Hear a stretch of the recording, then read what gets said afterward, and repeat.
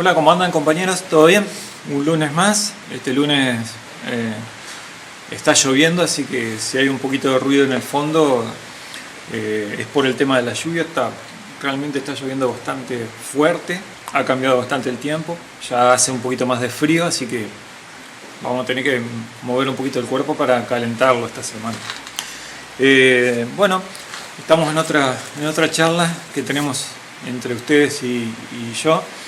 Vamos a tratar de responder algunas preguntas, siempre pidiendo las disculpas, digamos, por el tiempo que a veces demoro en dar la respuesta y sobre todo a veces en escribir en los comentarios. Me he estado demorando un poquito. Voy a tratar de ponerme al día. Hoy justamente, en esta semana, voy a tratar de ponerme al día con el tema de contestar algunas de sus consultas y voy a tratar de hoy, a través de este medio, de poder satisfacer algunos de los comentarios que ustedes realizaron. Este video corresponde más a los agradecimientos y comentarios que figuran en el trabajo de la semana número 39, que vendría a ser la parte número 3 de los piñones del separador. El título del video era un separador, 3 piñones y una misma emergencia. Es la parte 3 de 3, así que vamos a hacer algunas consideraciones con algunas preguntas que ustedes me hicieron. Y bueno, quería agradecerles a los que, digamos, expresaron su gusto por el video, que les agradezco mucho que les haya gustado el trabajo, que inclusive les sirva para sus labores, que es nuestra intención, de que les resulte útil, que puedan implementar y mejorar sobre todo en las labores que tengan que hacer en sus talleres o en sus hobbies o en sus trabajos que tengan que encarar en algún momento. Bueno, quería agradecerles a Coco José Prieto, que menciona, por ejemplo, las medidas de los manguitos. Hay manguitos que a veces parece que los hacen. Él menciona, por ejemplo, que para el armado y desarmado emplean manguitos métricos 14 para el armado y desarmado métrica 8. Bueno, nosotros tratamos de que queden todos en el mismo diámetro. Para emplear tanto los bulones de armado como los de desarmado se emplean lo mismo. La única diferencia que acá dejé la muestra, nosotros empleamos estos que son, aliados, que tienen una superficie, no me acuerdo si era cadmio me sale, pero no es cadmio, no recuerdo en este momento, pero hay una diferencia hasta en el color. ¿Por qué empleamos estos? Porque estos no tienen menos porcentaje de oxidación, sobre todo cuando uno los coloca en el manguito. Cuando uno los coloca en el manguito, los fija, los bulones comunes, tienden a oxidarse y a engranarse o a pegarse, como se dicen, entre las espiras de la rosca, en la rosca, digamos. Entonces nosotros lo que tratamos de aparte de colocar siempre los bulones de la misma medida para fijar como para extraer, son de este tipo, zincados. Son los bulones zincados, con zinc. Entonces de esa forma no se produce tanta óxido y no se produce a veces los engranes por oxidación. Si bien es cierto que los manguitos tienen que armarse con un poquito de grasa en la rosca, ¿sí? Tanto en la rosca del bulón como en la rosca del orificio del taladro roscado, uno tiene que colocarle un poquito de antiengrane, puede colocarle también un poquito de grasa, ¿sí? O aceite en los últimos de los casos, para que dure un poquito más en el tiempo y no se engranen. Otro detalle que me olvidé de mencionarles es que en los bulones le eliminamos los 2 o 3 primeros hilos. Le eliminamos o se los hacemos en forma cónica. ¿Esto por qué? Porque a veces cuando uno emplea el mismo bulón para extraer el manguito, va arruinando la punta, la va remachando, porque a veces uno tiene que aplicar un poquito de fuerza y sobre todo porque el bulón gira, entonces eso va produciendo una deformación en la punta.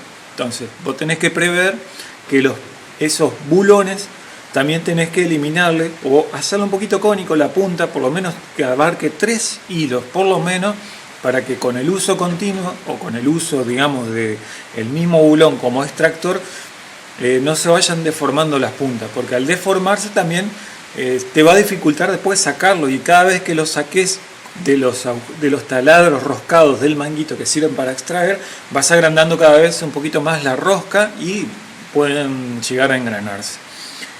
José Prieto, eso te iba a decir justamente, que nosotros empleamos siempre, en resumen, la misma medida siempre manguito de bulón, que puede ser 3 octavos, 5/16, un cuarto, todo depende del tamaño del manguito, a veces un poquito más, media, inclusive 5 octavos, todo depende del tamaño del eje y del lugar que tengas, donde puedas colocar el manguito, ¿no? A veces eso te limita también en la elección. A veces en vez de colocar bulones de mucho diámetro, puedes colocar más cantidad de menor diámetro o de una fracción del diámetro. Entonces también distribuís un poquito mejor el torque y el apriete. Bueno, eso es otro tema.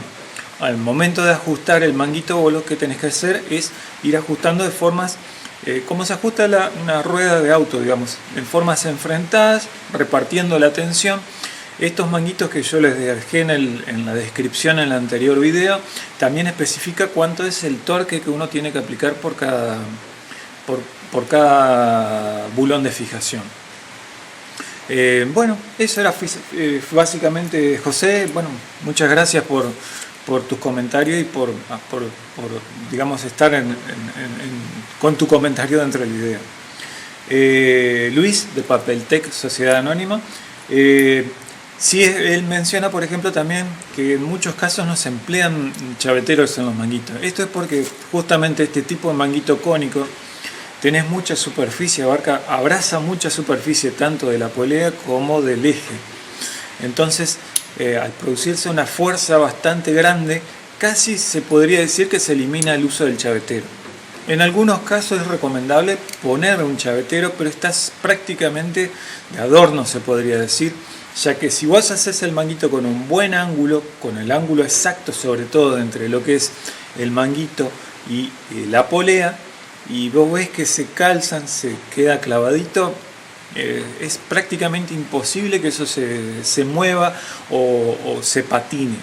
Por eso siempre a veces recalco el hecho de que, por ejemplo, cuando hago con los manguitos, los autocentrantes, que son 2 cuerpos, siempre tenés que tomar las medidas del diámetro del cuerpo recto.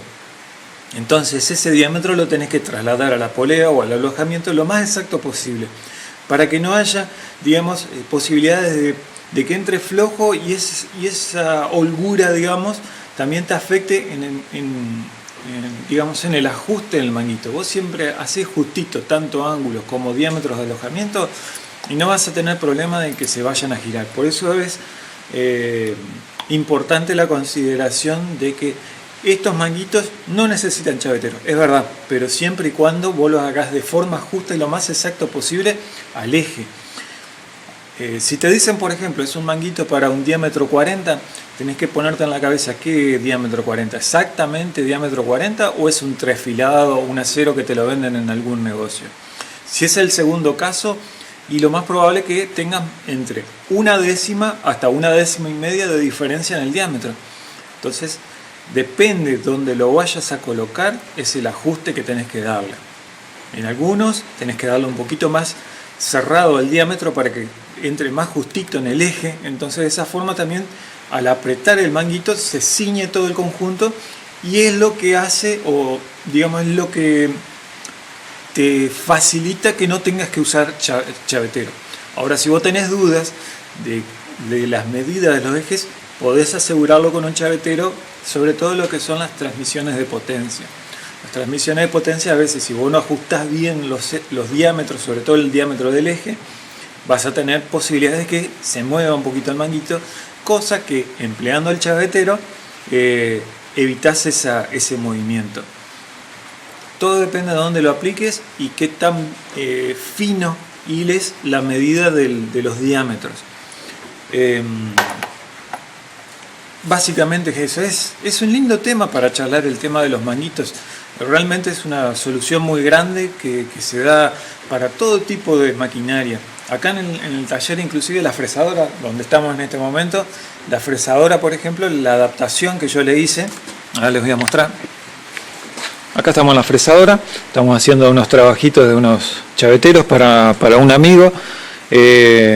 Acá tenemos más o menos ya preparado.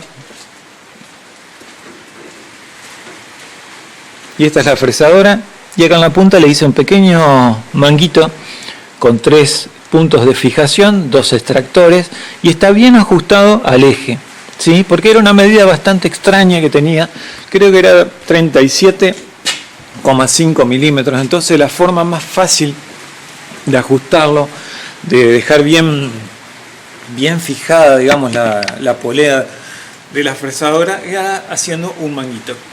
Quedó perfecto. El torno Parmo también.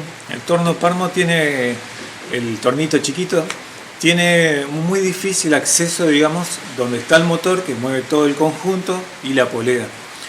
Y se ve que ha estado mal ajustada la polea al diámetro del eje. Bueno, la solución para eso fue hacer un manguito de 19 milímetros. Ese manguito lo colocamos, sacamos la polea, se maquinó el alojamiento cónico, hicimos el manguito y ningún problema.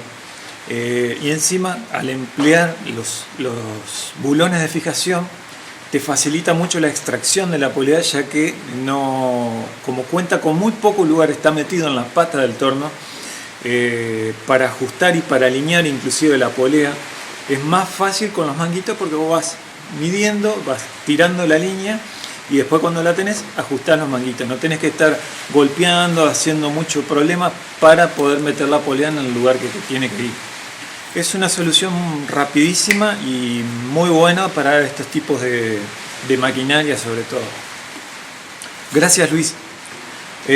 Bueno, sigo con los agradecimientos. Alejandro Mosquera, Michael Arniela de TR Precision Machining, Juan Flores, mecánico DG. Bueno, también él menciona, por ejemplo, que a veces es necesario poner chaveteros en las transmisiones de potencia, pero no en el caso de que sean bulones de buena calidad. Por eso hice la salvedad, ¿sí? Hay bulones comunes y bulones de este tipo que son, digamos, tratados o tienen un tratamiento en la superficie. Por ejemplo, en este caso tienen, digamos, una mayor resistencia a la tracción que estos comunes. Inclusive esto se ve con una llave. Estos bulones comunes son de fijación, donde vos superás un poquito la fuerza, entran a barrerse las espiras de la rosca, los hilos de la rosca, y en este caso resisten mucho más la tracción los que son de este tipo, los amarillos que empleamos, y si no, le colocamos directamente prisioneros del tipo Allen, que son nitrurados y templados. Eso sí, son garantías de que no se van a cortar o romper. Otro detalle es que no solamente dependen de un solo bulón. Cuanto más bulones coloques, por ejemplo en nuestro caso llegamos a colocar hasta 6 bulones para los manguitos de fijación, entonces se reparte más la carga de apriete entre más puntos de sujeción. Eso es lo que también te garantiza, no sé si la palabra es garantizar, pero es lo que también te elimina el uso del chavetero, ya que vos estás apretando de múltiples puntos y haciendo, como habíamos mencionado antes, la sujeción abarca mayor superficie con mayor ajuste y te elimina prácticamente el uso del chavetero y de la chaveta, ¿no?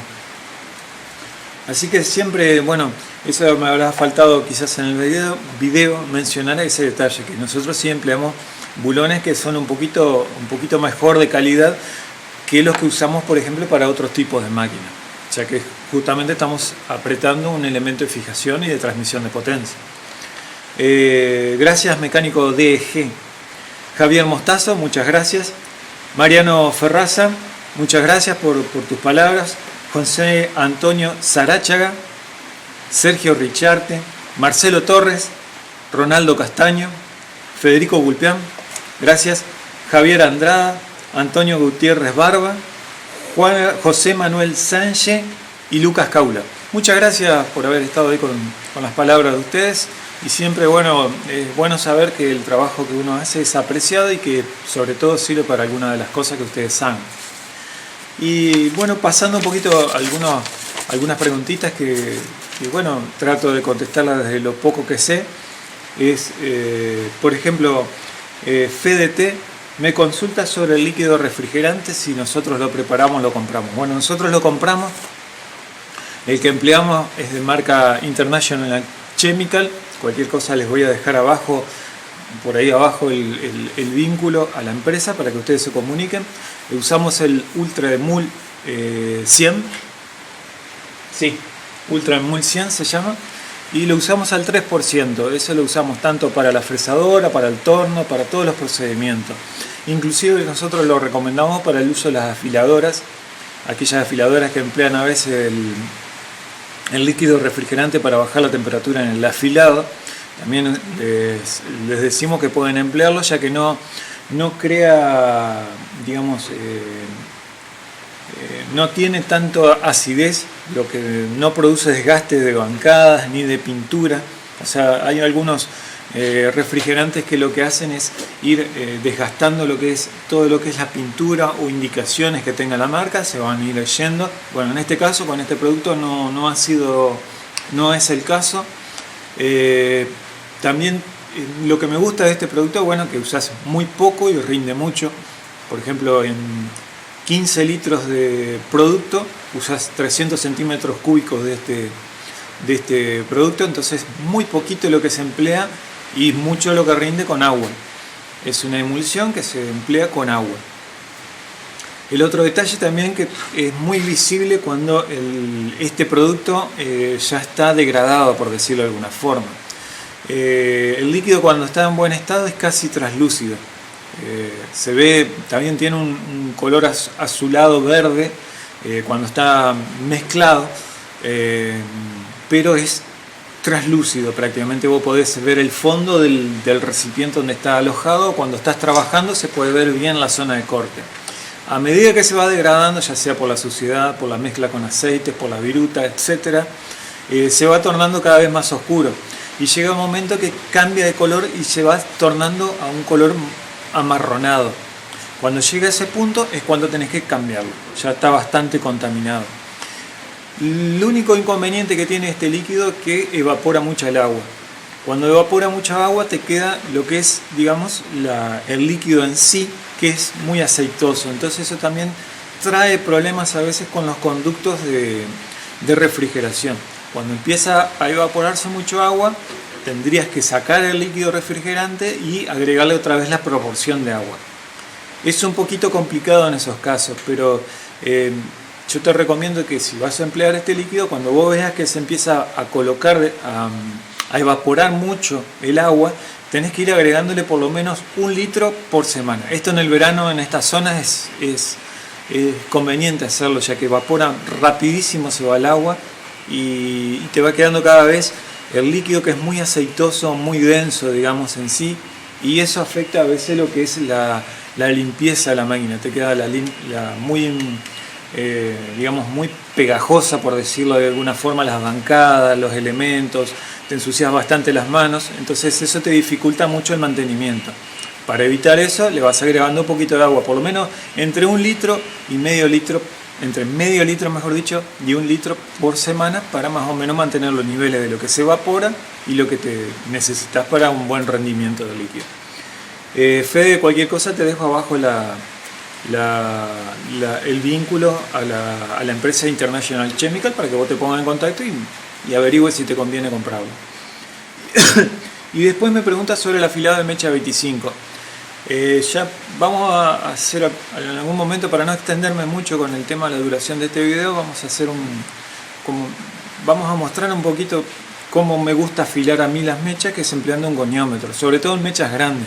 En mechas chicas es un poco de práctica, es más practicar sobre la piedra, pero en mechas grandes a veces es importante tener sobre todo lo que es digamos, los ángulos bien determinados y que estén repartidos las aristas con respecto al centro de la mecha. Se me está terminando la batería, la cambio y ya miramos de paso cómo más o menos hacemos. Acá estamos otra vez. Esta es una mecha de 63-64 pulgadas, casi 25 milímetros por ejemplo. Es la que comúnmente uso en el torno. Y para el afilado de la mecha, por ejemplo, en este caso, pero este es rapidísimo, así nomás para ver. Ya vamos a ver cuándo nos organizamos y vemos cómo lo podemos llevar a la piedra. Pero me gusta emplear un goniómetro común y silvestre como este, ¿sí? este es un goniómetro, y el ángulo más o menos de abertura del filo, digamos, el ángulo de abertura entre la punta y las dos o tres o cuatro alas que tenga el filo es de 118 grados, es la inclinación más común. Para distintos tipos de materiales tenés distintos tipos de inclinaciones, pero 118 siempre se puede emplear para distintos tipos de materiales, como por ejemplo fundición, acero dulce, acero 1045. No he tenido muchos inconvenientes empleando este ángulo de apertura, ¿no? Lo que me gusta hacer es colocarlo ahí en 118 grados. Acá tenemos 90, 100, 115, 118. Para ver bien la regulación se coloca de esta forma, así, y ahí se ve la alineación de la línea de la marca donde tiene, digamos, la indicación y la graduación que nosotros queremos. 118, ahí marcamos, y de este lado vemos que tenemos la regla con la graduación común y silvestre. En los dos lados tenemos un lado hecho en pulgadas y en otro en milímetros. Entonces, a medida que nosotros vamos afilando, lo que vamos es verificando esto, la inclinación que tiene con respecto, apoyamos la mecha contra el costado o regla o base del goniómetro y la llevamos hasta donde tenemos la regla, ¿sí? Y ahí lo que hacemos es ver la distancia, empleando la regla, digamos, la distancia que tenemos hasta el punto, ¿sí? Hasta donde nos lleva la marca en la regla graduada que tiene el goniómetro. De esa forma nosotros, aparte de ver si estamos afilando en el ángulo que tiene que ser, si están repartidas los dos filos, en este caso son dos, con respecto al eje o centro de la mecha, ¿sí? ¿Por qué? Porque ahí vemos dónde nos marca el centro con respecto a las dos alas, empleando la regla. Entonces uno apoya de esta forma, ¿sí? Y ahí mide o marca, digamos, si girando la mecha, apoyando el otro filo, nos da en el mismo lugar el centro de la mecha. Entonces, dependiendo, por ejemplo, de si tenemos un poquito más de este lado, tendremos que afilar justamente de este lado un poco más o un poquito menos si tenemos al revés, ¿sí? Y otro detalle que me gusta hacer es el respaldo. La parte de atrás, esta es la parte cortante de acá adelante, esta es la parte cortante de la mecha, es quitarle un poquito este borde de atrás o el pie, o hacerlo lo más inclinado posible para que no, al momento de cortar, no toque esta parte de atrás de la mecha, ¿sí? Bueno, esos son algunos detalles. Después del frente, el ángulo de frente, tenés un ángulo de frente también que se trata de seguir la forma, tiene un valor ese ángulo, pero con la práctica es, digamos, casi irrelevante, se podría decir. Lo que tenés que tener en cuenta siempre es la línea de centro de la mecha y ver si están bien repartidos los filos. Eso es lo que te va a garantizar, digamos, que la mecha corte en ambos lados de la misma forma, si no puede ir caminando de forma cónica. Y por el otro lado también esta parte de atrás de la mecha del filo, ¿sí? Que es la que te garantiza que no va a ir, digamos, realizando un efecto de rozamiento de la parte de atrás del filo al momento de usarla, ¿sí? Ya, bueno, es más o menos, es por eso dije muy chiquito la explicación. Me gusta emplear el goniómetro, como les decía, es solamente para dar una idea, y ya vamos a organizarnos algún día y vamos a hacerlo un poquito más de forma detenida. Pero esto es en mechas grandes. En mechas chicas es práctica, no hay otra. En mechas grandes sí, porque sale más caro, digamos, que te salga un agujero mal hecho o porque tenga el filo, digamos, corrido o no exacto. Te puede salir muy caro, ya que o la mecha no corta, o sale desbocado el agujero, o se empieza a desgastar los filos, se empiezan a desgastar de forma, digamos, de forma despareja los filos, porque las mechas grandes tienen un filo cortante, un lado cortante, ¿sí? Que es toda esta banda que está acá, que continúa la elipse, ¿sí? Toda esta línea ahí es la parte del filo cortante. Si vos haces mal el filo, se va a ir desgastando más de esa punta, lo que va a originar que la mecha se vaya achicando en la medida, son detalles, pero bueno, lo vamos a ver un poquito más detenido, vamos a hacer un poquito de afilado en algún momento y vemos un poquito el tema de la técnica de emplear el goniómetro. Gracias, Fede, y bueno, espero haber más o menos respondido la pregunta. AM pregunta si se puede emplear manguitos a ejes de embragues del tipo agrícola. La verdad que desconozco mucho lo que es la mecánica automotriz, sobre todo el tema de los embragues, pero quisiera creer que sí. Todo depende de la medida del alojamiento del embrague y la medida del eje. No tanto la del eje, sino el alojamiento y el lugar que tengas. Para esos casos yo creo que te recomendaría el tipo autocentrante, que es el que estuvimos aplicando, que son de los dos cuerpos, el cuerpo cilíndrico y el cuerpo cónico que se ajusta sobre el eje. El cuerpo cilíndrico tendrías que ver el diámetro sobre todo del embrague y ver qué tanto lugar, porque también el cuerpo cilíndrico del manguito autocentrante necesita también superficie externa donde apoyarse o donde expandirse, por decirlo de alguna forma.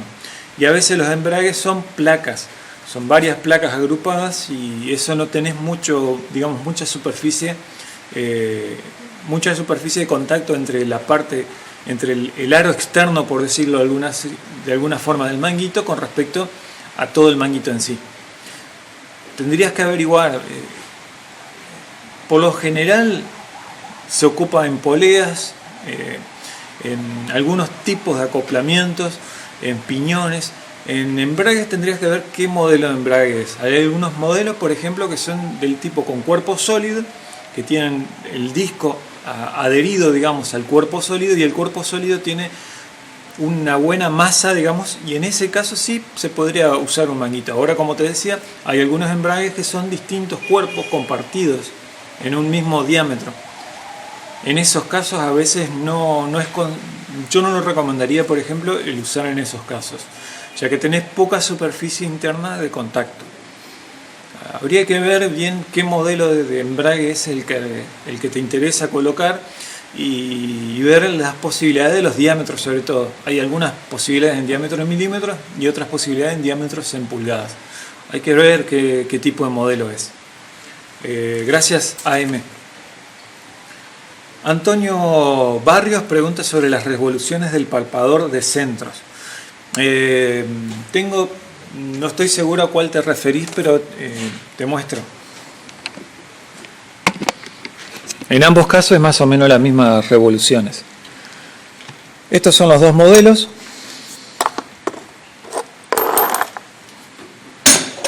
Este es un trabajito que estuvimos haciendo hoy hasta hace un ratito. Es un eje para una máquina que empleamos justamente el palpador por lados, o este tipo es el buscador de centros o el buscador de lados, se podría decir, que este tiene el cuerpo templado, que me lo obsequió el compañero Michael Arniela. Esta es marca Vertex, ¿sí? Tiene 10 milímetros de cabo y 10 milímetros acá en la punta de contacto y 4 milímetros en la punta de contacto. Este es un cuerpo hueco que en el interior tiene un resorte, y ese resorte lo que hace es que quede en el lugar en este momento, y al momento de girar la pieza se produce una excentricidad, qué difícil, y cuando entra en contacto se va produciendo la alineación del cuerpo externo, ¿sí? De este que está excéntrico, y cuando se logra la mínima aproximación, se vence la resistencia del resorte y se produce la alineación o la referencia. Bueno, este no lo recomiendo usar a más de 600 revoluciones por minuto, debido a que uno puede llegar a vencer la resistencia del resorte y arruinar lo que es este medio de centrado, ¿sí? Este es uno que uso comúnmente. Creo que el mínimo son 300 revoluciones a 600 revoluciones, creo que es lo más correcto para emplear.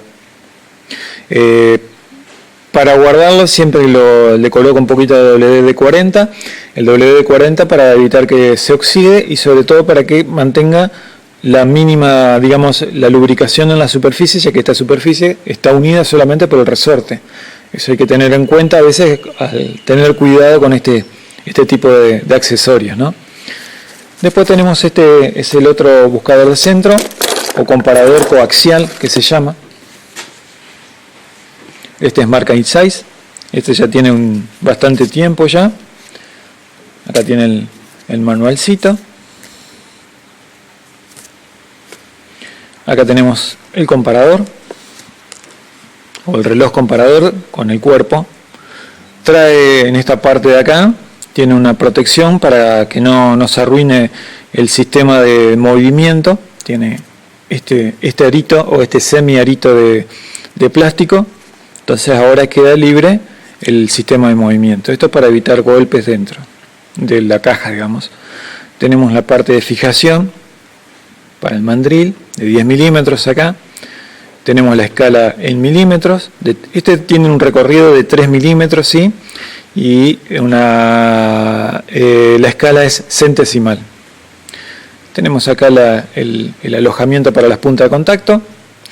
Y bueno, si bien hay algunos casos que les he visto y el manual también aconseja no más de 500 revoluciones, no me gusta emplearlo girándolo con la máquina. A mí me gusta usarlo girando con la mano.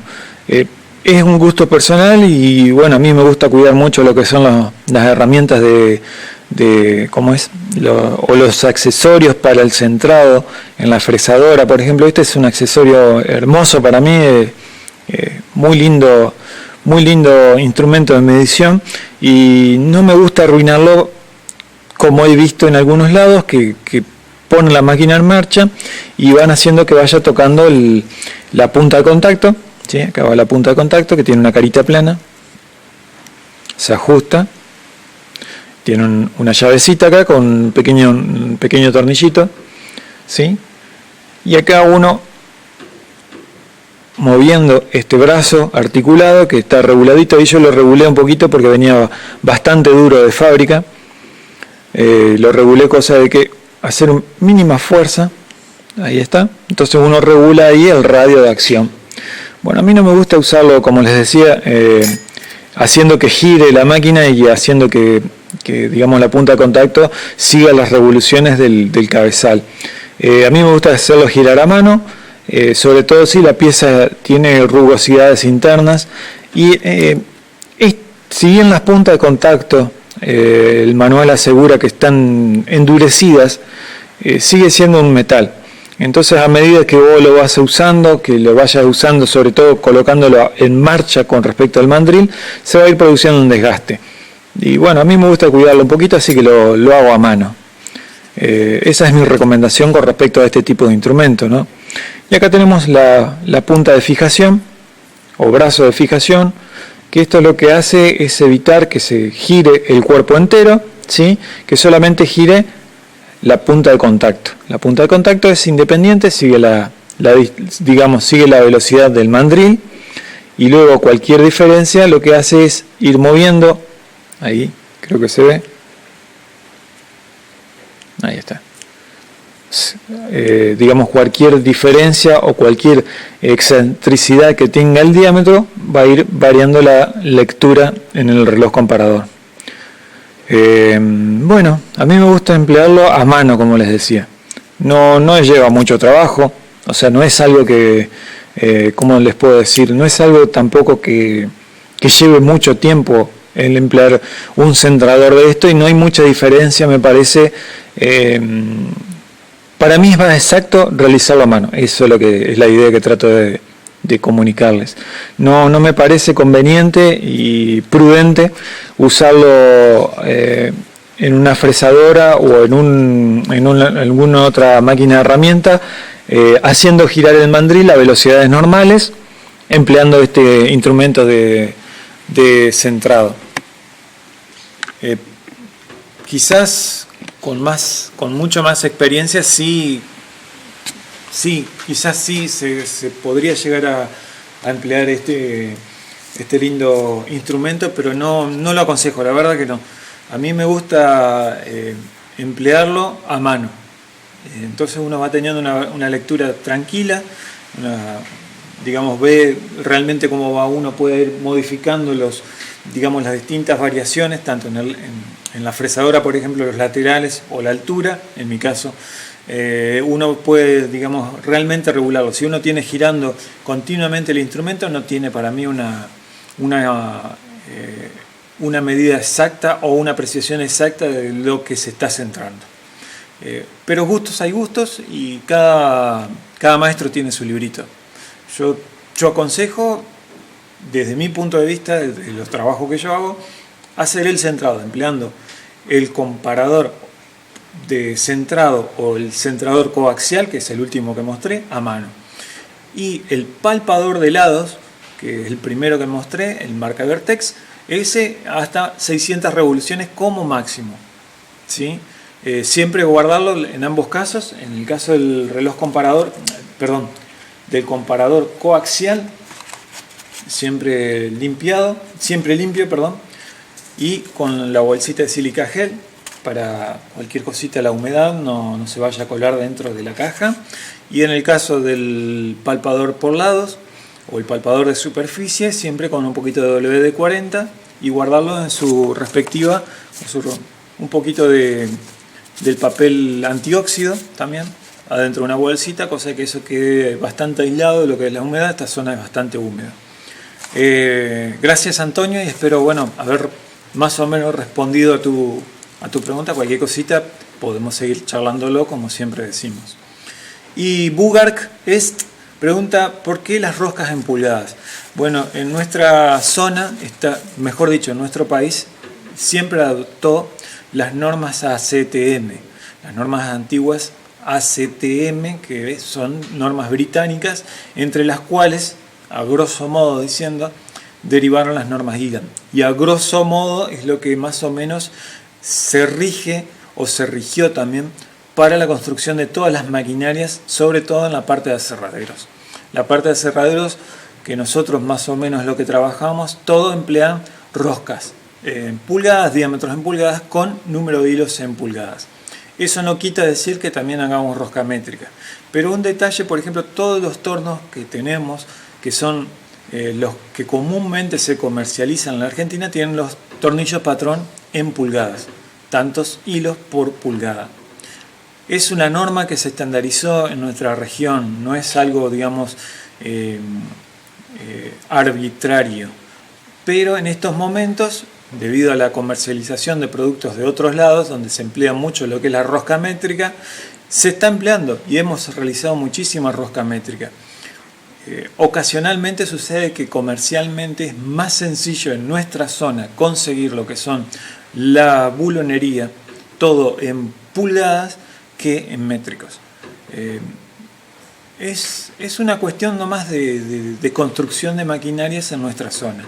No revista gran importancia, digamos, o gran diferencia, pero en el caso de la tornería de los tornos, por ejemplo, lo que es el reloj para el roscado o el dial del roscado, eso sí ya hay una gran diferencia, ya que, como habíamos explicado hace un tiempo atrás, el tornillo patrón, al venir en pulgadas, para realizar el uso del dial para roscado, para roscar en métrica, ya ahí te ponen un gran problema, porque tenés que tener una adaptación de lo que es un engranaje de adaptador en el dial del roscado, y sobre todo para todo tipo de rosca métrica. Si vos tenés una rosca métrica de 1 milímetro, de 2 milímetros, números enteros, no hay ningún problema.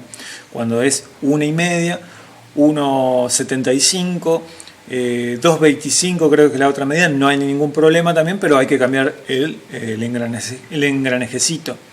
Ya hay unos ciertos temas donde es más sencillo, digamos, más sencillo roscar en pulgadas que enroscar en métrico.